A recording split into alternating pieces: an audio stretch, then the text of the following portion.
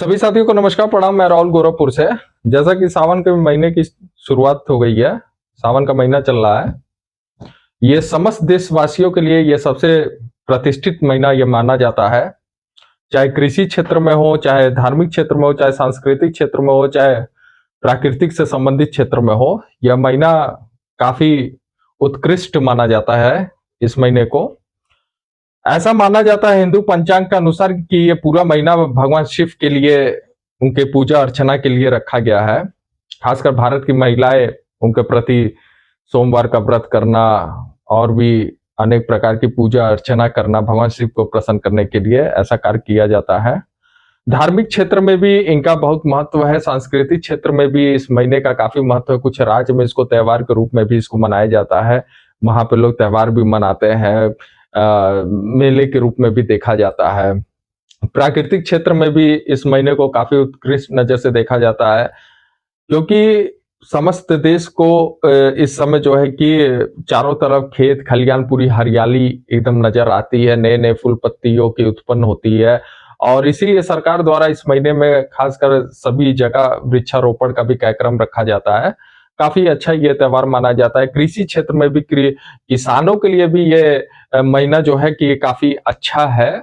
और यहाँ पे लोग किसान इस समय जो फसल की उत्पादन लोग जो करते हैं, चावल की खेती, उसके लिए ये वर्षा ऋतु जो है काफी महत्वपूर्ण अपनी भूमिका निभाता है, क्योंकि चावल की जो खेती होती है उसमें वर्षा का काफी योगदान रहता है। तो ये महीना कुल मिला जुला के पूरे साल का सबसे अच्छा और उत्कृष्ट समय माना जाता है। साथियों, ये तो सावन की बात हो गई, ये तो सावन के त्योहार की बात हो गई है। मैं इस त्योहार से संबंधित दो चीजों से असहमत हूं, जो कि मेरी बात अब इसी पे होने वाली है। एक होती है कि कुछ लोगों का मानना है कि सावन की शुरुआत हो गई है तो अब मांस मछली की जो खाने वाले जो लोग होते हैं वो इस महीने में खाते नहीं हैं। तो मैं इसको एक प्रकार का ढोंग मांगता हूं, पाखंड मानता हूं। भाई, जब तुम मांस मछली खा रहे हो तो तुम तो शुरुआत ही गलत कर दी है। अब ये तुमको सावन से नवरातन से क्या लेना देना है? जैसे ही तुम्हारा सावन बीतेगा वैसे भेड़ बकरियों की तरह दुकान पर पहुंच जाओगे यार। मतलब होली भी भूल जाता है इंसान और ले एकदम रेलम रेल एकदम मांस मछली के बिक्री पे एकदम लग जाता है। एकदम उसका स्वाद है, जैसे एक महीना क्या हुआ कि मतलब कई वर्षों से उन्होंने इसके स्वाद, इन जानवरों के स्वाद को चख नहीं पाए। उस तरीके से सावन बीतते ही मतलब बिक्री शुरू हो जाती है। लेकिन उनका कहना है कि नहीं भैया, सावन चल रहा है, भगवान शिव जो है हमसे बड़ा नाराज हो जाइए और जो है कि सावन में यही सब पाप के काम तो हम कर नहीं पाएंगे।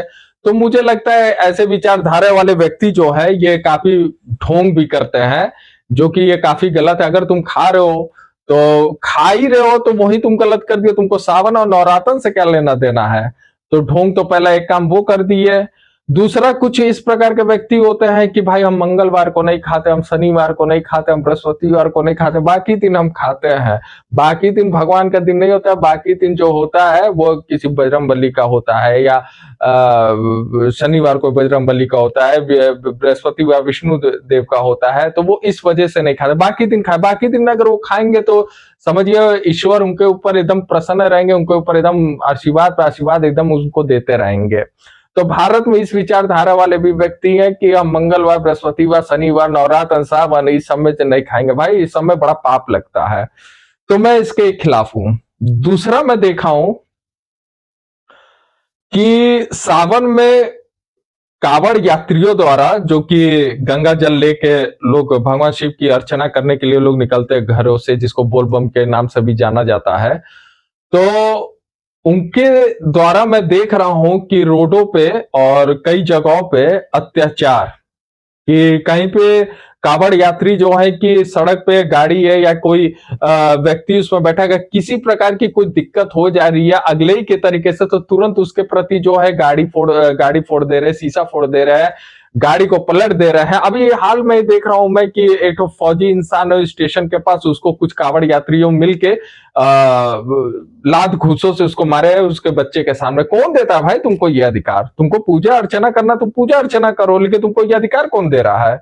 भाई तुम क्या सोच रहे हो कि तुम लोग जो कर रहे हो उससे समस्त देशवासी के लोग खुश रहेंगे? अरे किसी भी जात धर्म के लोग ये तुम्हारी जो हरकत देख रहे हैं वो भी एक शर्म और तुमको गाली देते होंगे और कुछ नहीं देते होंगे। ये जो तुम लोग ये जो हरकत जो कर रहे हो, तो मैं इससे भी एक असहमत हूं। दो चीज सावन को लेके, बाकी ये त्योहार ये महीना काफी उत्कृष्ट रहता है, इसमें कोई दो राय नहीं है। लेकिन ये जो कांवड़ यात्रियों वाला जो ये जो कार्य जो देखा जा रहा है वर्तमान समय में, कि जगह जगह पे अगर थोड़ी भी चूक किसी अगले व्यक्ति से हो जा रही है, आप इसकी गाड़ी भी तोड़ दे रहे हो, और नहीं तो वहां के व्यक्ति को भी आप मार रहे हो। कौन दे रहा है तुमको ये अधिकार? किस प्रकार का अत्याचार तुम लोग कर रहे हो? तुमको अगर पूजा करना है, अर्चना करना है, करो ना, अपना सीधे अपना जाओ, अपना करो। तुम्हारे पूजा अर्चना में कोई रुकावट नहीं कर रहा है। बल्कि महाराज जी तो तुम लोग के ऊपर पुष्प अर्पित भी कर रहे हैं, हेलीकॉप्टर से तुम लोग के ऊपर पुष्प छिड़काव भी कर रहे हैं, सब चीज का व्यवस्था कर रहा है।